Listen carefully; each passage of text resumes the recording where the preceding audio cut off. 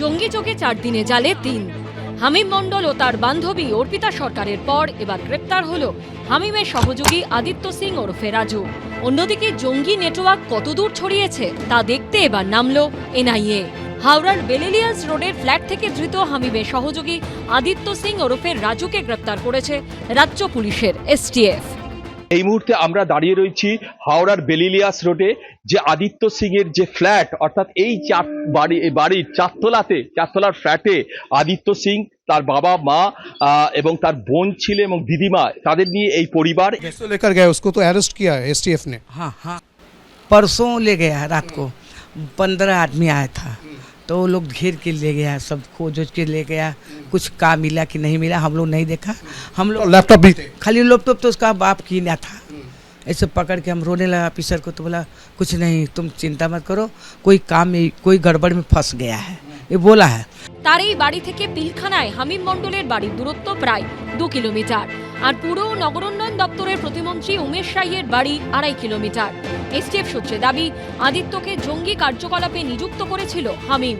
মন্ত্রী উমেশ রায়ের পরিবারের যাবতীয় তথ্য ও ছবি তুলে এনক্রিপ্টেড অ্যাপের মাধ্যমে হামিম ও অর্পিতাকে পাঠিয়ে দেবার কাজটা করেছিল আদিত্য সিং।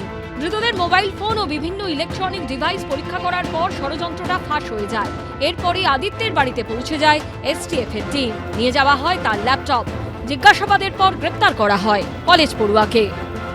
জঙ্গি হামিম মণ্ডলের সঙ্গে সরাসরি যোগাযোগ ছিল আদিত্য সিংয়ের, তেমনটাই বেঙ্গল এসটিএফ সূত্রে খবর। এই আদিত্য সিংকে গত শনিবার বেঙ্গল এসটিএফ এর তদন্তকারী আধিকারিকরা তাকে প্রথমে আটক করে। তার থেকে একটি ল্যাপটপ পাওয়া যায়, বেশ কিছু নথিপত্র পাওয়া যায় এবং তাকে দফায় দফায় জিজ্ঞাসাবাদ করার পর বেঙ্গল এসটিএফ এর তদন্তকারীরা নিশ্চিত হন যে এই হামিমের সঙ্গে কিন্তু আদিত্য সিং এর সরাসরি যোগাযোগ ছিল। कॉलेज पढ़ाई और क्या, हम लोग उतना कुछ नहीं जानते, जो वही ना जानेंगे, हम लोग क्या जानेंगे। पढ़ाई करता है जी। हामिम के साथ कैसे दोस्ती बना? अब ये सब बाबू नहीं, हम लोग पढ़े लिखे उतना नहीं आता, हम लोग सियाना लड़के, हम किसी को घर में आने नहीं देते। এদিন বর্ধমান আদালতে তোলা হলে আদিত্যকে 11 দিনের পুলিশ হেফাজতের নির্দেশ দেন বিচারক। সারা রাজ্যে এই শামীম আর আদিত্যই আছে, লেনে লেনে বাড়িতে বাড়িতে ঢুকে রয়েছে।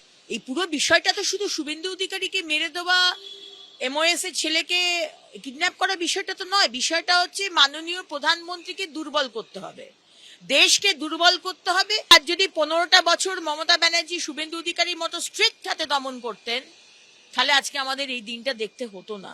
সবটাই তৃণমূল তৃণমূল তৃণমূল হচ্ছে নাকি? পুলওয়ামায় তৃণমূল ছিল, পহেলগাঁওতে তৃণমূল ছিল, দিল্লি থেকে বম্বে একের পর এক অ্যাটাক হয়েছে, মণিপুর চলছে, তৃণমূল। একটা খারাপ লোক ঢুকে পড়লে আমাদের ফেডারেল স্ট্রাকচার এই রাজ্য ও রাজ্য মুভ করলে তাকে থামাবার দায়িত্বটা কার? সেন্ট্রাল ইন্টেলিজেন্সের।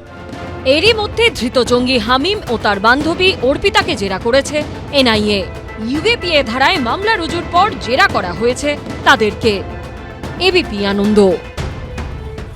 এবিপি আনন্দ, এগিয়ে থাকে, এগিয়ে রাখে।